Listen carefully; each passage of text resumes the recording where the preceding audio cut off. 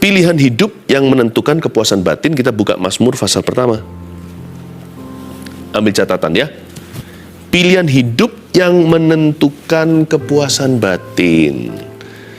Karena itu berpikirlah matang-matang. Karena hidup kita bergantung pilihan kita.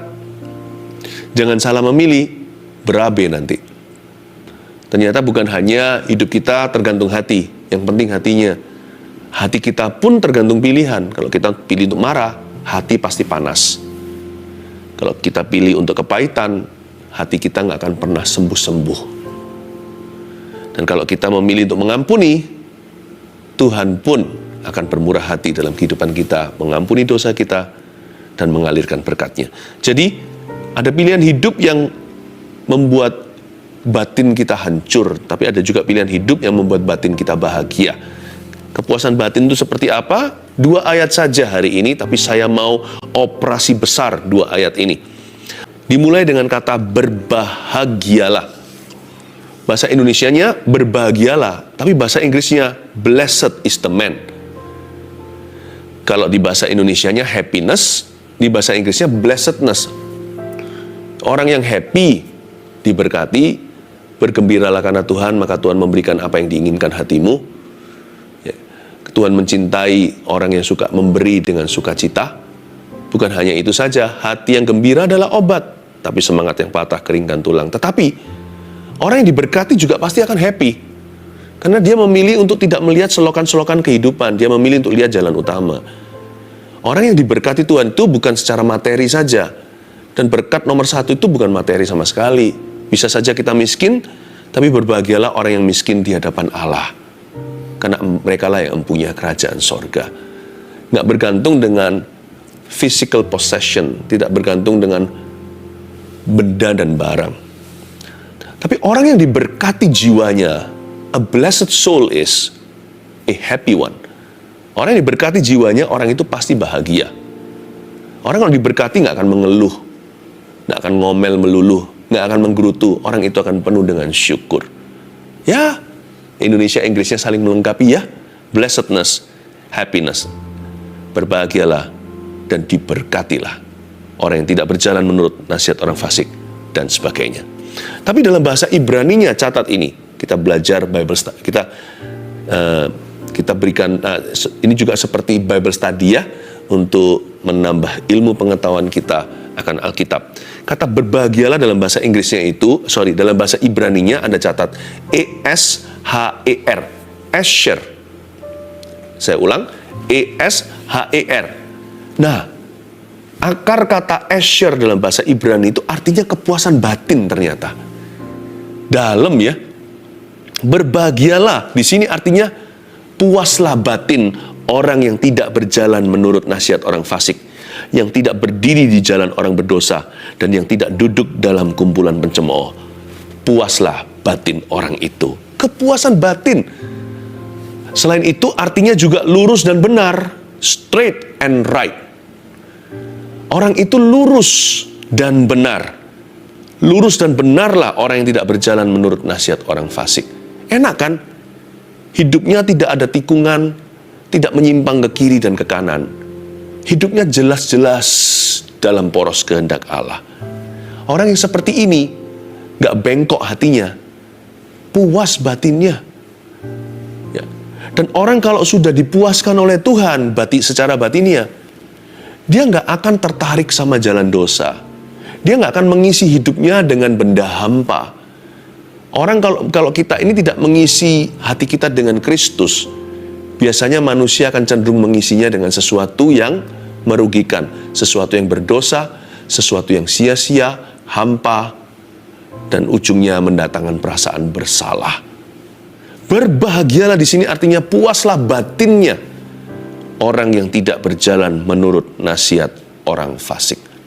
Dan kata berbahagia di sini dalam bahasa Ibraninya itu konotasinya majemuk atau plural.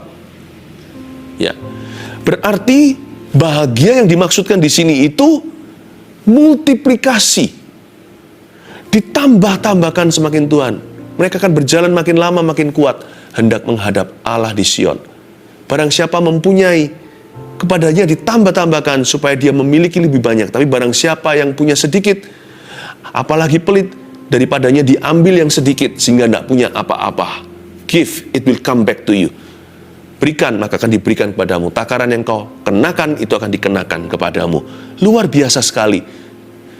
Orang itu kalau batinnya benar, kalau hatinya benar sama Tuhan, hatinya lurus maksudnya, puas batinnya. Bukannya dia akan dibuat Tuhan, kebahagiaannya akan dimultiplikasi oleh Kristus di dalam hidupnya. Hatinya itu makin lama makin tenang, hendak menghadap Allah di Sion. Orang kalau percaya sama Tuhan, makin percaya. Orang kalau sungguh-sungguh sama Kristus, semakin sungguh-sungguh lagi. Ya. Damai, sejahtera, sukacita, kasih itu tidak sementara, tapi berkepanjangan. Makanya di situ plural, majemuk, berbahagialah. Asher di situ itu bukan satu, tapi banyak. Ditambahkan tiap hari rahmatnya baru, selalu baru setiap pagi. Kemarin sukacita, pagi ini Tuhan tambahkan sukacita dari yang kemarin. Yang kemarin juga nggak pergi shalom peace-nya. Besok lusa ditambahkan semakin banyak lagi. Bulan depan juga. Apakah berarti orang begini nggak punya masalah? Punya. Tapi orang gini berakar pada Tuhannya. Setiap musim hidupnya, sukacitanya tidak berkurang, damai sejahteranya tidak dicuri.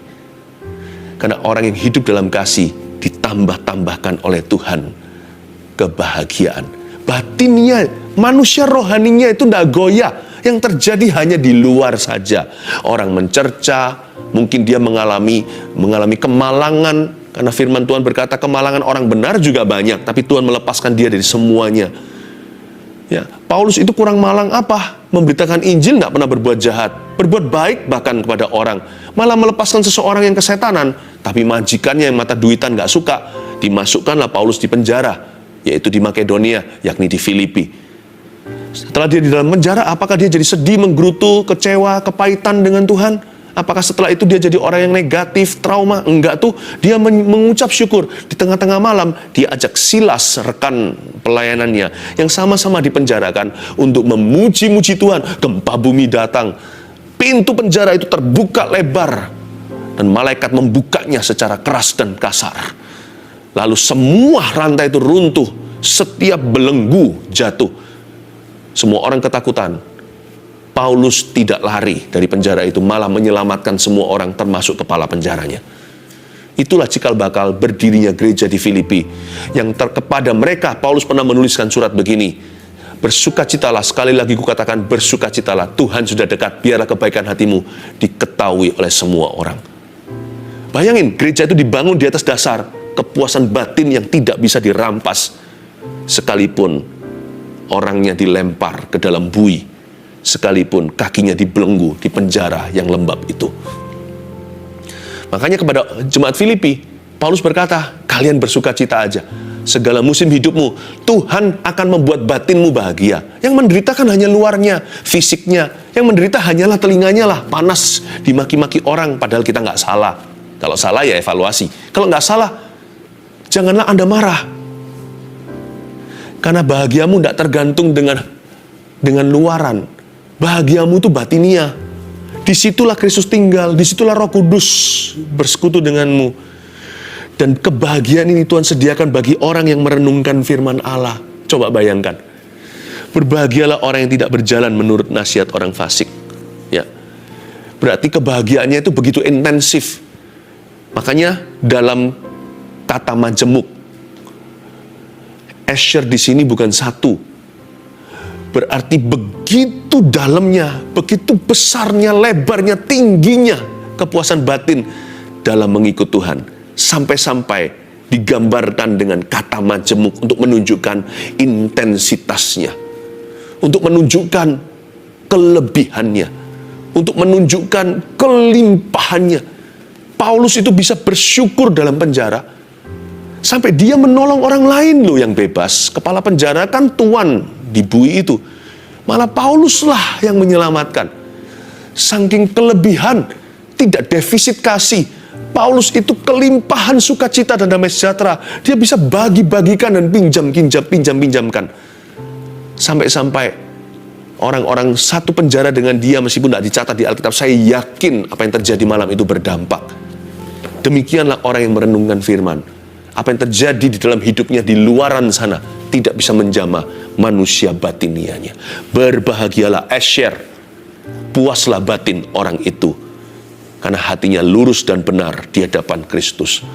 Bahagianya itu begitu banyak dalam jiwanya bisa dibagi kepada sesamanya. Begitu intensifnya, begitu multiplied, begitu limpahnya. Haleluya. Lalu berikutnya saya baca sekali lagi. Berbahagialah orang.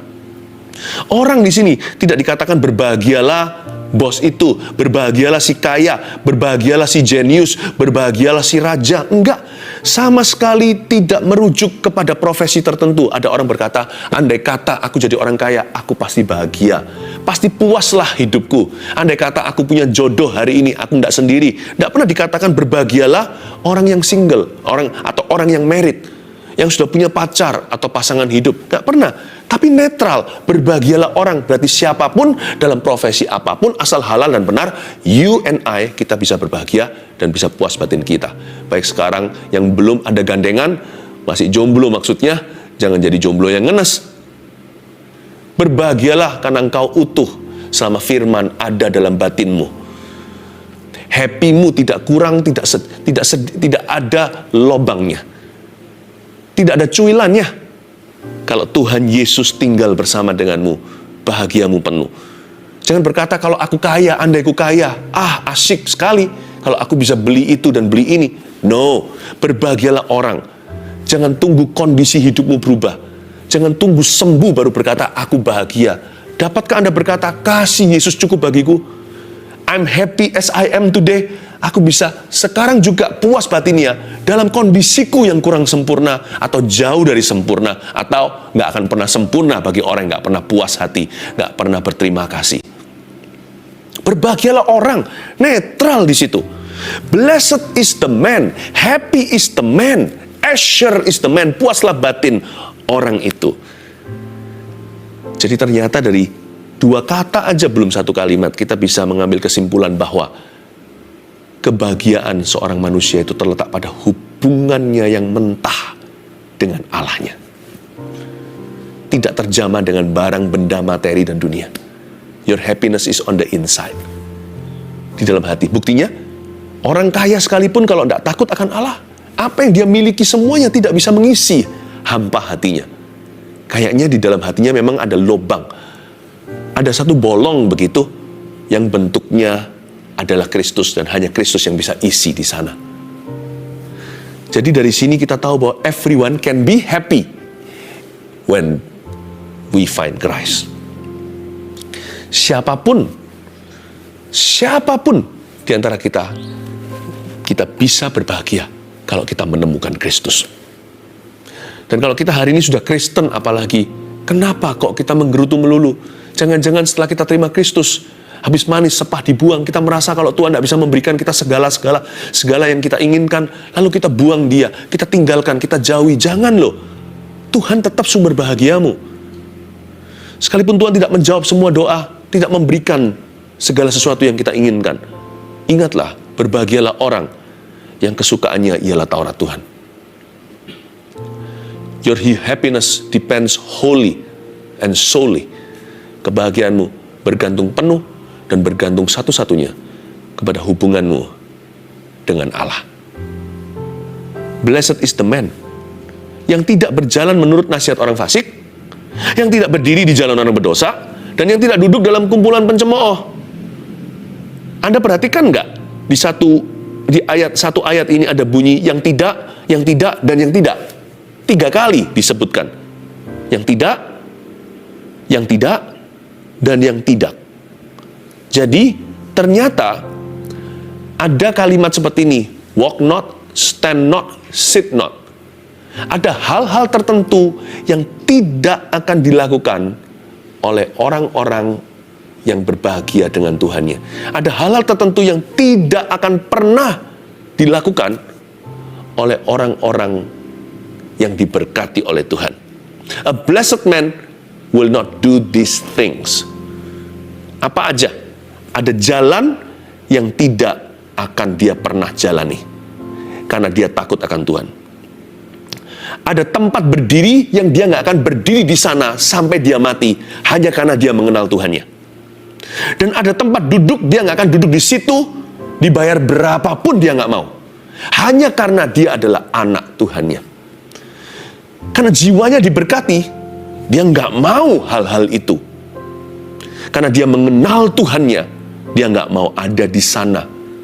Karena dia merasa puas dengan Tuhan Yesus, dia nggak perlu apa yang dunia bangga-banggakan dan apa yang iblis tawarkan. Yang tidak, dan yang tidak. Sits, walks not, stands not, and sits not. Saya melihat 3 hal ini sebagai sifat orang yang diberkati oleh Tuhan. Kalau Anda diberkati oleh Tuhan, Anda tidak akan mau berjalan menurut nasihat orang fasik. Kalau Anda mengenal Tuhan Yesus, Anda tidak mau berdiri di jalan orang berdosa. Kalau Anda adalah anak Tuhan, Anda tidak mau duduk dalam kumpulan pencemooh. Pasti nggak tahan. Entah mereka yang nggak tahan sama Anda, atau Anda yang nggak tahan di tengah-tengah mereka. Mengenal Tuhan itu,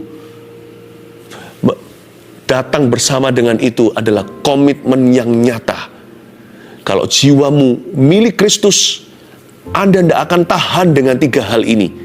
Nasihat orang fasik, jalan orang berdosa, dan kumpulan pencemooh. Saya mau kita belajar berhati-hati dalam memilih. Yang pertama adalah nasihat, jangan gegabah untuk menerima nasihat. Kalau kita memilih nasihat itu kita harus cek dulu sumbernya itu siapa. Jangan sampai kita itu menurut nasihat orang fasik, karena sumbernya salah. Sumbernya benar pun masih harus dicek lagi loh. Masih harus dipertimbangkan apakah advisnya itu betul atau salah. Advis atau nasihatnya itu tepat atau tidak. Pertama yang harus dicek adalah sumbernya, lalu kemudian advisnya. Hati-hati juga ya, tolong kita semuanya belajar untuk selektif dalam memilih jalan. Supaya kita jangan sampai ditemukan sedang berdiri di jalan orang berdosa. Jalan itu apa? Jalan itu bicara soal arah dan cara. Arah hidup kita itu jangan salah. Berdiri di jalan orang yang berdosa, berarti kita berada di jalan yang salah. Cepat-cepat kalau kita sadar, kembalilah ke jalan yang benar. Tapi cara kita juga harus kita perhitungkan. Tidak boleh segala hal kita halalkan kalau tujuannya benar. Kalau kita mau memberi kepada orang miskin, apakah diperkenan oleh Tuhan? Apakah dibenarkan kalau kita merampok dari orang kaya? Kalau kita ingin memberkati seseorang, apakah diperbolehkan kita mencuri demi memberkati orang ini? Tidak boleh. Selalu pikirkan cara yang terbaik. Jalan di situ bicara tentang arah dan cara. Karena itu hati-hati dalam memilih. Jangan sampai gegabah. Karena hidup kita itu bergantung pada pilihan. Hidup kita itu sangat bergantung dengan pilihan bebas kita. Selain itu juga kita harus sangat selektif dan hati-hati untuk memilih kumpulan. Saya pernah suatu hari melihat orang pakai kaos atau topi ya, tulisannya anti-social social club. Itu betul-betul tricky sekali ya. Jadi antisosial nih ceritanya, tapi itulah klub sosialnya dia. Tapi kumpulan-kumpulan gitu kan, itu hanyalah suatu yel-yel saja. Tapi ada orang tertentu yang kumpulannya itu antikristus loh. Sekalipun bukan sang antikristus 666 yang kita kenal yang kita tahu dari kitab Wahyu. Tapi roh antikristus sudah ada di mana-mana. Kok bisa ya anak Kristus tahan di kumpulan antikristus atau antikristen? Sama saja. Antikristus pasti antikristen, antikristen pasti antikristus. Kok bisa ya kita tahan di tengah-tengah orang-orang yang suka jelek-jelekan anak-anak Tuhan, suka menggosip, suka memfitnah, sedangkan Anda sendiri anak Tuhan? Kok bisa ya kita tahan di tengah-tengah orang-orang yang menjelek-jelekkan Bapak Sorgawi kita? Bukan berarti kita disuruh benci, enggak. Mereka adalah ladang misi, kita doakan, tapi jangan menjadi pasangan yang sepadan. Jangan menjadi satu kuk dengan orang yang tidak beriman. Bukan berarti kita lebih rohani, kita lebih suci, enggak. Kita doakan mereka, kita minta belas kasihan. Tapi jangan makan sedap-sedapan bersama-sama dengan mereka, semeja maksudnya. Bukan makan beneran harafiah, makan semeja. Kalau kita diundang dengan seseorang, di situ ada campur baur, ada anak Tuhan, ada bukan, ya kita nggak punya pilihan. Tapi kalau fellowship itu kan lain. Fellowship itu sudah menikmati the company of others, atau sudah saling menikmati sebuah persahabatan. Itu sebuah persekutuan. Kok bisa ya anak-anak Tuhan tahan di tengah-tengah kumpulan anti-Kristus maupun anti-Kristen? Kalau saya sih nggak tahan. Saya pernah sih dalam kumpulan seperti itu, mereka jelek-jelekan hamba Tuhan. Saya tahu di luar sana ada uang palsu, tapi bukan berarti nggak ada uang asli. Tapi ada orang yang negatif melulu, yang pesimis. Mereka yang hanya bisa melihat satu sisi, yang trauma dan benci. Orang-orang yang pokoknya negatif. Oh, itu begitu ya? Ya saya diam aja dulu awal-awal. Saya ngalah-ngalah, sabar. Gak tahan itu gejolak dalam diri saya. Bukan mau bela sih, tapi kalau tuh anak-anak Tuhan dicemoohkan, karena ini kumpulan pencemooh kan, saya pasti akan ngomong sesuatu, karena saudara seimanku. Sekalipun dari gereja lain, tetap saudara seiman kan. Ku tak pandang dari gereja mana, jikalau bicara soal kasih loh ya. Akhirnya saya angkat bicara ketika Kristus juga, wah, digimanakan gitu ya. Saya nggak pakai caranya Petrus. Petrus kan pakai pedang potong telinga. Dikira dia bela Kristus, malah justru ngerepotin Tuhan. Tuhan harus pasang kuping orang itu lagi. Tapi saya nggak pakai cara begitu, tapi pakai cara yang rohani. Saya nggak tahan akhirnya. Saya berkata, sorry ya, guys, kalian mau cercah Kristus, I love Jesus Christ. Saya bilang gitu, aku cinta Yesus Kristus. Dan mereka lihat saya dengan mata yang begini, kayak aneh lu. Ini orang fanatik atau apa? Ini zaman-zaman dulu nih. Itu saya masih sekolah. Lihatin saya dan aneh. Lalu saya dihindari. Mereka sendiri yang nggak tahan. Jadi sekarang tinggal cepat-cepatan. Kalau mereka dulu yang nggak tahan, ya sudah. Bagus, mereka meninggalkan saya. Paling mereka mencercah saya sekarang. Nggak apa-apa. Biar saya ikut menanggung noda karena nama Kristus. Tapi kalau mereka masih tahan sama saya yang nggak tahan sama mereka. Saya pasti akan permisi dan pergi. Tinggal kuat-kuatan siapa yang tahan. Kok bisa ya ada orang duduk di kumpulan pencemooh berbulan-bulan? Baik itu adalah hobi mungkin, nggak ada yang salah dengan aktivitas ini, contohnya sepedaan, olahraga, apa. Tapi dengan kelompok orang-orang itu, yang ngomongnya melulu lewat kata-kata mereka yang cabul, mengkhianati istri sendiri, padahal belum berbuat sesuatu secara fisik, hanya dalam pikiran dan perkataan. Kok bisa tahan bulanan dengan orang-orang begitu? Ya tapi mau tobatkan mereka. Kenapa setelah berbulan-bulan mereka nggak tobat-tobat? Jangan-jangan sudah mulai kumpulan itu jadi nikmat. Kok bisa? Saya nggak ngerti. Pilih-pilih nasihat. Pilih-pilih jalan. Arah dan cara. Jangan halalkan segala cara karena tujuannya benar. Dan pilih-pilih kumpulan. Bukan jadi orang eksklusif ya enggak. Makanya saya paling suka bersekutu dengan saudara seiman. Sekalipun mereka nggak sempurna, saya nggak sempurna. Besi menajamkan besi, manusia menajamkan manusia. Kami menjadi semakin seperti Kristus gara-gara satu dengan yang lainnya. Tapi gimana pun juga dengan saudara seiman. Yang terburuk di antara saudara seiman pun, yang paling kurang maksud saya, bukan yang pura-pura saudara palsu, tapi saudara seiman sejati. Tapi yang paling lemah di antara mereka, yang paling kekanak-kanan, masih jauh lebih sedap daripada sedap-sedapannya orang berdosa. Sama saudara sendiri itu lebih indah kelemahannya daripada kelebihan musuh. Kenapa kita bisa sabar di tempat yang harusnya kita tegas? Kenapa kita tidak sabar dengan saudara seiman? Maunya meninggalkan gereja dikit-dikit, kita tersinggung dikit-dikit, kita nggak bahagia, kita nggak happy. Sudah. Tapi sama orang-orang yang mencerca, mencemoohkan Tuhan, kita bisa tahan. Aneh ya, manusia itu terbolak-balik prioritasnya. Makanya itu nggak bahagia, batinnya kacau. Hati-hati pilih semuanya ini. Ya. Nah, kita baca dulu ayat 2, nanti saya kasihkan rangkumannya. Tetapi yang kesukaannya ialah Taurat Tuhan. Dan yang merenungkan Taurat itu siang dan malam. Nah, ini dia kesukaannya. Kata kesukaan di situ, supreme joy. Ya, supreme happiness. Yang kesukaannya ialah Taurat Tuhan. Mau tahu kita ini orang seperti apa? Gampang. Tanya ini, what makes me happy? Apa yang membuat saya happy Dari situlah Anda bisa mengenal diri sendiri. Anda mau tahu orang lain gimana? Gampang. Cari tahu aja satu hal ini. Apa yang buat orang itu bahagia? Kita akan menemukan orang yang egois kalau alasan-alasan bahagia dia semua berpusat pada dirinya. Aku happy kalau kamu layani aku. Bahkan dalam pernikahan pun tidak sedikit yang menghancurkan pernikahannya dengan attitude seperti ini. Sang istri pokoknya harus layani semua kemauan suami. Ya kan? Kenapa? Tidak masa itu, masa ini, dikritik kanan kiri, pokoknya nggak pernah bagus deh, pokoknya nggak pernah betul. Atau sang istri yang selalu menuntut suaminya, kok nggak seperti suami tetangga, kaya, berhasil, mapan, ini itu, terus tuding, terus tunjuk. Suami seolah-olah suatu objek untuk membahagiakan, memuaskan, dan membanggakan dia. Kalau seperti ini, hancur deh pernikahannya. Kalau nggak mau berubah. What makes you happy today? Apa yang membuat Anda bahagia? Coba tanya itu sendiri. Tapi orang ini, pemazmur berkata, dia paling happy sama firman Tuhan. Kalau Tuhan dan firman-Nya menjadi bahagiamu yang tertinggi,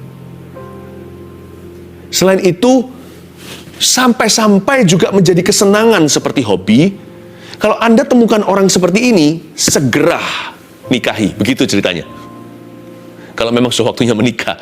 Kalau Anda mau cari pasangan hidup ya, pacar dan sebagainya, dari teman, dari antara teman-teman yang begitu banyak, cari orang yang jadikan Tuhan itu supreme joy-nya, atau jadikan dia bahagianya tertinggi. Bahkan Tuhan itu jadi kesenangan, bahkan seperti hobi, suka dengarkan firman, suka ke gereja, suka pelayanan, udah, asal orang itu asal orang itu juga tanggung jawab dengan kehidupannya, udah nggak usah lagi menoleh ke kiri kanan.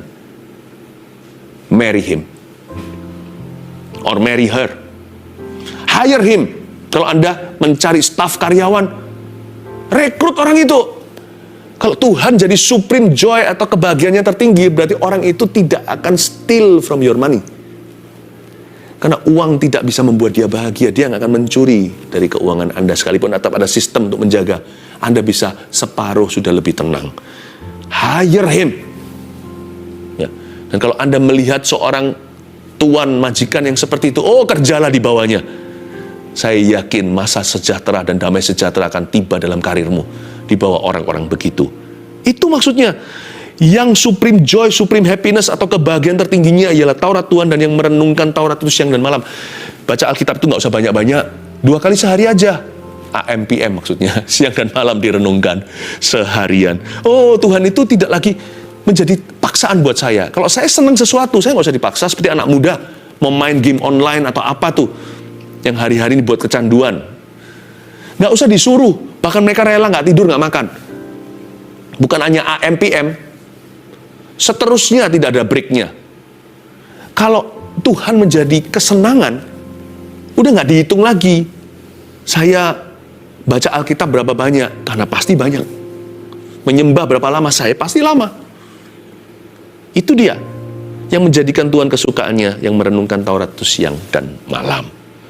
Ya, kalau kita seperti ini, jalan kita arahnya benar. Sebab kalau enggak ya arah kita salah. Itu sin is also progressive. Tidak ada orang jatuh semalam, itu enggak ada. Dia progresif sih, progresif. Pertama-tama dia mulai menuruti nasihat orang fasik, mulai dia entertain di idea, mulai dia pikirkan, lalu mulai dia berdiri di jalan orang berdosa. Arahnya mulai salah, pasti arahnya mulai salah. Selingkuh contohnya, dia nggak tiba-tiba perselingkuhan terjadi, itu enggak. Itu pasti terjadinya dari sisi kiri dan kanan, dari depan belakang. Begini maksud saya. Pasti terjadi erosi perlahan-lahan sampai dia duduk dalam kumpulan pencemooh, terjadi agreement, atau terjadi persahabatan, atau terjadi persetujuan. Pasti dari sisi sini ada sorokan yang tersembunyi di antara pasangan sejoli, di antara suami istri itu. Pasti ada sorokan tersembunyi, pasti ada yang namanya penurunan drastis dalam ketransparanan. Handphonenya atau apa tertentu tidak boleh dibuka, pasti ada begitunya. Lalu di sebelah sana pasti ada growing attraction atau daya tarik yang semakin menjadi-jadi dan semakin mengkristal. Nggak mungkin dia berani jikalau tidak disambut sebelah tangan.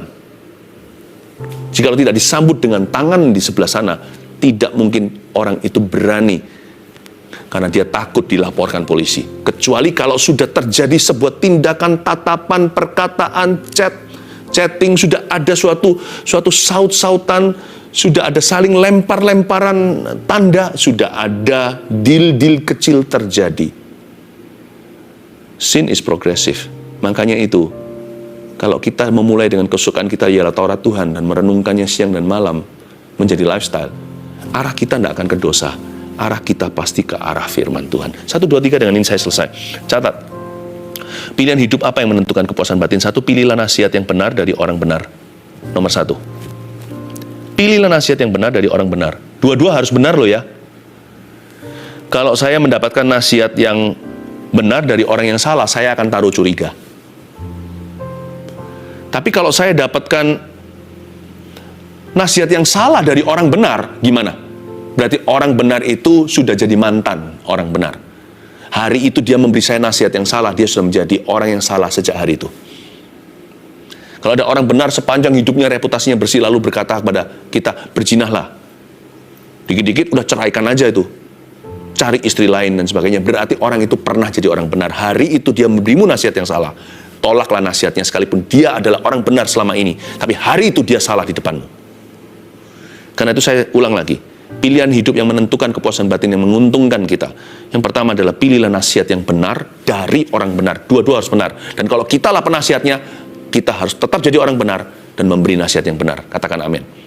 Yang kedua, pilihlah jalan yang terbaik atau minimal yang lebih baik dalam setiap perkara. Tanya pada dirimu sendiri kalau kita menghadapi sesuatu. What would Jesus do? Dalam situasi ini, apa yang Yesus akan lakukan ya? Kalau situasi ini sesuatu yang sama sekali tidak cocok dengan konteks Yesus, contohnya Anda pacaran nih, nggak bisa berkata what would Jesus do kan? Anda bisa berkata what would Paul do? What would Peter do? What would John do?